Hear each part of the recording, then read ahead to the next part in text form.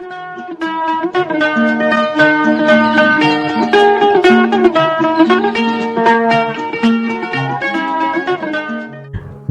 आदाब दोस्तों, आपके साथ मैं फराज हूं और चैनल फिल्मी फराज है। यहाँ बातें फिल्मों की होती हैं। किसी दरख्त से सीखें सलीका जीने का, किसी दरख्त से सीखें सलीका जीने का, जो धूप छाव से रिश्ता बना के रहता है, जो धूप छाव से रिश्ता बना के रहता है। दोस्तों, आज के इस कार्यक्रम में, इस प्रोग्राम में रफ़ी साहब का जिक्र करेंगे, जैसा कि हम करते रहते हैं, क्योंकि आप पसंद करते हैं रफ़ी साहब के बारे में जानना ज़्यादा से ज़्यादा। लेकिन आज उस गीत का जिक्र होगा जो हिंदी में नहीं है, कन्नड़ में ये गीत है। और ये माना जाता है कि रफ़ी साहब ने कन्नड़ में ये एक ही गीत गाया। और एक ही गीत क्यों गाया? क्या एक ही गीत गाया था या और भी गाए थे? या आप हमें कमेंट्स करके बताएंगे। तो रफ़ी साहब तो हर लैंग्वेज में गीत गाते थे, ज़्यादातर फिल्मी दुनिया में। हमारी जो फिल्म इंडस्ट्री रही, बड़े बड़े एक्टर्स के लिए और सबके लिए हम जानते हैं। अब जब मकबूलियत बहुत ज़्यादा हो तो दूसरी भाषा में जो फिल्में बनती हैं, वहाँ के प्रोड्यूसर डायरेक्टर भी चाहते हैं कि रफ़ी साहब गीत गाएं। ऐसा ही कन्नड़ फिल्म इंडस्ट्री में हुआ, जब वहाँ पर MS नायक साहब और M नागेश्वर राव जी एक फिल्म बना रहे थे और उस फिल्म का नाम था ओंडे बलिया हुगालू। 1967 में यह फिल्म आई। दोस्तों, ओंडे बलिया हुगालू इस फिल्म का जो गीत जो रफ़ी साहब ने गाया, उसे गीता प्रिया जी ने लिखा और संगीत इसमें रहा सत्यम जी का। इसके लिए बात की गई कि भाई रफ़ी साहब को बुलाया जाए और गीत गवाया जाए। अच्छा, एक बात और आपको बता दें कि शकील अहमद साहब जो हमारा चैनल देखते हैं, उन्होंने हमें ये पूरी बात बताई। फिर हमने और रिसर्च किया तो आप तक ये प्रोग्राम लेकर आ रहे हैं। दोस्तों, फिर MS नायक साहब ने बॉम्बे, जो उस ज़माने में बॉम्बे फिल्म इंडस्ट्री में अपने ताल्लुकात की बिना पर लोगों से बात की कि रफ़ी साहब तक किस तरह से पहुंचा जाए कि वो यहाँ आए बेंगलोर में और गीत गाएं कन्नड़ फिल्म में, इस फिल्म के लिए। खैर, वो राब्ता वगैरह कायम किया गया और रफ़ी साहब से इसी तरह से बात हुई और तय हुआ कि रफ़ी साहब ने कहा कि हाँ ठीक है, कोशिश करते हैं। अब रफ़ी साहब बॉम्बे से बेंगलोर आए और वहां पर उनका बड़ा इस्तकबाल हुआ, बड़ा स्वागत हुआ, क्योंकि सब चाहते थे कि रफ़ी साहब गाएं। रफ़ी साहब का नाम उस जमाने में और आज भी ये हम जानते हैं। सब यूनिट के लोग बहुत खुश थे, देख रहे थे रफ़ी साहब को। रफ़ी साहब के साले ज़हीर भाई और सेक्रेटरी सब लोग मांग गए कि भाई अब गाना गाना है, रिकॉर्डिंग होनी है स्टूडियो में। तो लाजमी सी बात है, रफ़ी साहब को कन्नड़ लैंग्वेज तो आती नहीं थी, क्या किया जाए। फिर तरीका यह हुआ कि वो तो उर्दू में ट्रांसलेट होता था और वो हुआ। उसके बाद रफ़ी साहब ने उसको गीत को पढ़ा, रिहर्सल वगैरह की और फिर कहा कि चलिए अब इस गाने को रिकॉर्ड करते हैं। फिर ये गाना रिकॉर्ड हो गया। गाने की रिकॉर्डिंग के बाद सब खुश, प्रोड्यूसर भी, डायरेक्टर भी, MS नायक साहब, नागेश्वर राव जी, और मुलाकातें हुई, फोटोग्राफ वगैरह हुए।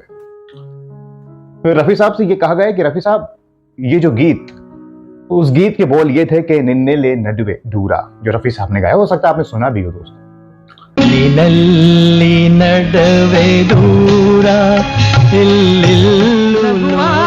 ಗಯಲ್ಲನಂತರು ಅಳುವಾಗ ಸಜೀವಿಗಳಿಗೆ ಜಗದೇ ಕಹಿಗೆ ಕವಿಲ್ಲ ಘೋರ ಎಲ್ಲಿಲ್ಲೂ ಶೋಕವೇ।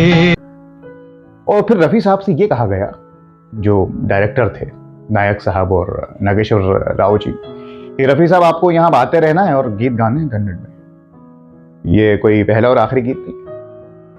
तो रफ़ी साहब ने मासूमियत से कहा कि अब मैं नहीं गा पाऊंगा, मुझे माफ़ कीजिए। जब रफ़ी साहब ने ये कहा तो लोगों के चेहरे उतर गए कि रफ़ी साहब ऐसा क्यों कह रहे हैं, तो सबकी मदद करते हैं और ये क्यों। रफ़ी साहब समझ गए कि ये लोग कुछ गलत सोच रहे हैं। रफ़ी साहब ने कहा कि मुझे कोई ऐसा नहीं है कि बहुत अच्छी लैंग्वेज है कन्नड़ और मुझे बड़ा मज़ा आया गा के, लेकिन मैं नहीं गा पाऊंगा। आप बुरा मत मानिए। उसकी वजह यह है कि एक तो जो लैंग्वेज मुझे आती नहीं है, मैं गा तो दूं, गा भी दिया मैंने और भी मैं गीत गाता हूं, लेकिन जब तक आप उस भाषा को नहीं समझेंगे, गीत के मर्म को नहीं समझेंगे, तो वो मैं 100% नहीं दे पाऊंगा। और अगर मैं 100% नहीं दूंगा तो वो ईमानदारी नहीं होगी काम के साथ और आपके साथ भी। एक तो ये वजह है, और दूसरी वजह जो रफ़ी साहब ने दोस्तों बताई, इसलिए रफ़ी साहब महान है। रफ़ी साहब ने कहा कि यहाँ के लोकल जो सिंगर्स हैं, इस लैंग्वेज को जो जानते हैं, बेहतर होगा आप उन लोगों को मौका दीजिए जो नए लोग आ रहे हैं। मैं तो गाता ही रहता हूँ, वो लोग गाएं तो इसके पीछे उनकी मंशा ये थी कि उनको भी रोजी रोटी मिले, उनका भी नाम। ये कौन सोच सकता है रफ़ी साहब के अलावा। जब रफ़ी साहब ने ये कहा तो वो सब लोग भावुक हो गए। हालांकि उसके बाद भी उन्होंने कहा नहीं रफ़ी साहब आप आइएगा, गाइए। फिर भी रफ़ी साहब ने कहा नहीं भाई, आपका बहुत शुक्रिया। और रफ़ी साहब वहां से चल दिए। और ये माना जाता है कि ये एक ही गीत रह गया कन्नड़ में उनका इस फिल्म में। आपके पास कोई नॉलेज हो तो हमें बताइएगा, क्योंकि और भी कोई गीत है।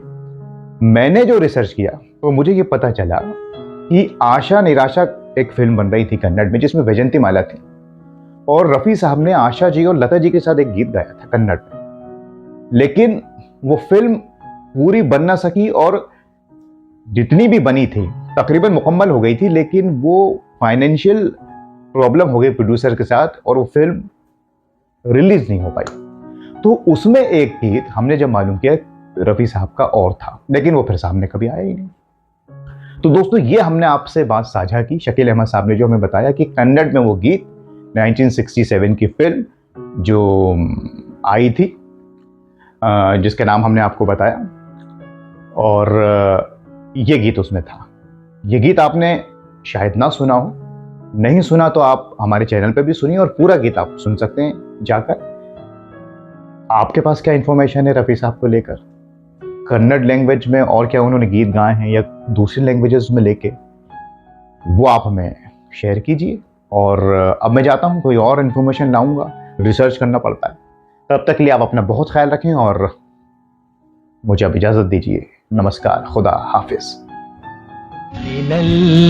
नडवे दूरा ಗಯಲ್ಲನೆಂಟರು ಅಳುವಾಗ ಯಾರ್ಥ ಜೀವಿಗಳಿಗೆ ಜಗದೇ ಕಹಿಗೆ ಕವಿಲ್ಲ ಘೋರ ಎಲ್ಲಿಲ್ಲೂ ಶೋಕವೇ.